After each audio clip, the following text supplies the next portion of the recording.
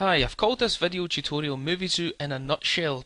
What I'm going to do here is a really fast-paced walkthrough of how you go about creating an animation in Muvizu. Now, be reassured that all of these steps and stages will be covered in more detail in separate tutorials. But for this easy one, I'm going to show you how you create characters, objects, light a scene, furnish it with visual effects, create cameras, and finally how that you animate all these things and bring them to life. I'll then cover our timeline editor where you can tweak animations and how you go about making a video at the end of the day. Okay, I've just started Muvizu. It's first thing it's going to do is ask me if I want a new scene. I could pick one of these ones. Let's go for the park bench, it's often the easiest way to start. And you can see that the park bench set loads with all these objects in place. Do you know what? I want to get rid of that tree, and instead the first thing I'm going to do is build my set. I'm going to build some objects here. Let's search for tree and put in a nicer cypress tree in its place. Let's just put that there. If I wanted to, with any of these things, I can change the colour of any part of them. Next thing I'm going to do is create a character. We're going really fast here, don't worry about the pace, this will all be explained in more detail. There's Helga. Don't like her name, I'm going to call her Mary instead. Let's change her hair, let's give her purple hair. Something cool, that'll do us. And let's also change what she's wearing, we'll give her long sleeves. Change the colour of that. And also on her legs, let's give her a skirt too. Okay, get yourself in position, Mary, just turn round like this. Next thing I want to do is add some lighting to the scene. You can see that we've got a nice kind of daylight ambience going on. I'm going to darken things somewhat. Let's edit the environment, bring the ambience right down, give it a kind of blue tinge too. I'm going to keep the texture on the sky, but as you can see on the ground, let's give it a kind of sandy, barren look. Okay, let's get rid of this. What I'd also like to do is affect the local lighting, and we can see that there's a light hovering up in the sky which I can pull towards me and drop down. Let me show you what this does. As you move this light around, you can see that all the shadows update. We could change the colour in that if we wanted to, but I'm happy for it to keep this kind of white yellow colour. I think we started off with a scene which was quite nice and sunny. Now it's looking just a little bit miserable, so to complete the look, let's add in some effects. Let's add in some low fog. Put it down there as if we've got a kind of spooky vibe going on. And then it becomes a case of adjusting the cameras. Look up at this window right here. This is what this camera can see, and I can just use my 3D controls just to angle it a little better. I'd also like another camera in place. Let's go to create another one to give more of an overview of the scene.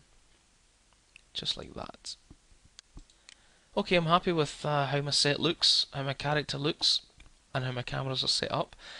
First thing in the animation process is to add some dialogue, so let's go to prepare dialogue and import something that I've got prepared called Missile Silo. Import this. I can set the volume at this stage if I want. And I also need to tell this character that she should be talking. If you'd like to hear what she sounds like, then let's just zoom in. Let's hide the cameras, they get in the way. Let's go to direct and hit record, and you can see the lip syncing and the voice in action. This double-fronted, 4-bedroom disused missile silo could be the perfect choice. Okay, so our character's automatically talking. Now begins the process of animation. We call it directing in Muvizu because you're not really animating, you're simply telling the character how you want him or her to behave. And you do this in a series of passes. You direct dialogue, audio, camera cuts, everything to do with the character, object properties, blah blah blah. We'll go through all this at a better time, but all you need to know to start with is that we're going to animate the body first of all. So let's go to direct, character actions, I'm going to hit rewind, make sure we're back at the start, and simply trigger a whole bunch of happy poses. I'll hit record and I'll get ready to click this button right here. This double-fronted, 4-bedroom disused missile silo could be the perfect choice for this family. It's brand new to the market and has all the space they could ask for. And the converted attic could make the ideal granny flat. Bring her back to idle. Stop, rewind, that's the body done.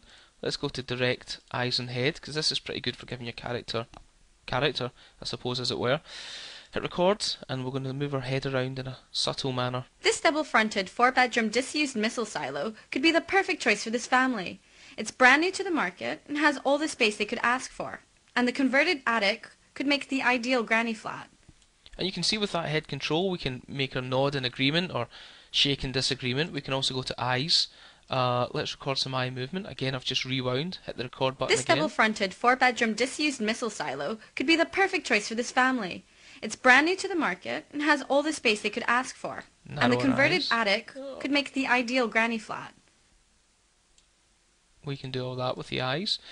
That's body and head. What I'd then like her to do, we could go on and on for this for hours tweaking a performance, but all I want her to do is walk off set now. I don't always have to rewind to the start. I can pull the scrub thing through to halfway, go to direct character movement, hit record. All the space they could ask for. And the converted attic could make the ideal granny flat. And then pull her off to the side. Away she goes. Stop that and rewind. Okay, so I've built an animation up out of several passes, several layers, if you like. The next thing would be, if I wasn't happy, I could visit the timeline tool, and you can use this tool to see all the little events you've recorded, all the red eye and head movements, and the blue animation stuff, and where she's talking and not talking. And you can adjust it in this timeline. You can collapse and hide various portions as you see fit.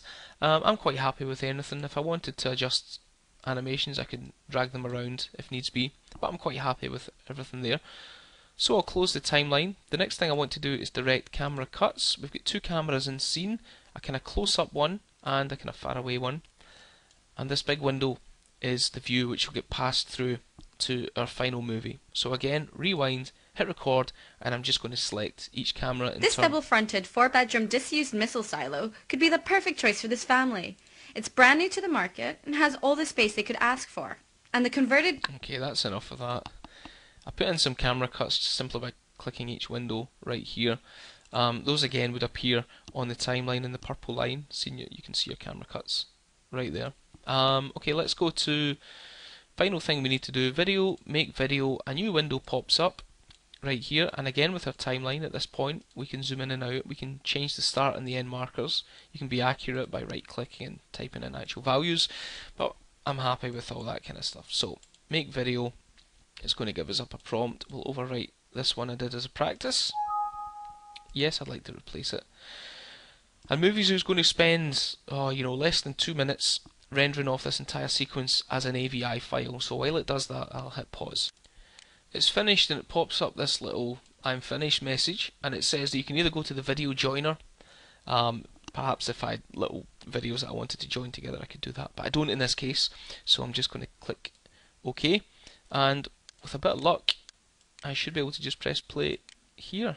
This double-fronted, four-bedroom disused missile silo could There be we go. There's our little AVI file. I'm not sure if this screen capture software will record the audio that I'm hearing through my headphones, but the perfect choice for this family. we've got a little video here that we can then use Muvizu to upload straight to YouTube if you have a YouTube account, or you can do with that video, whatever you like.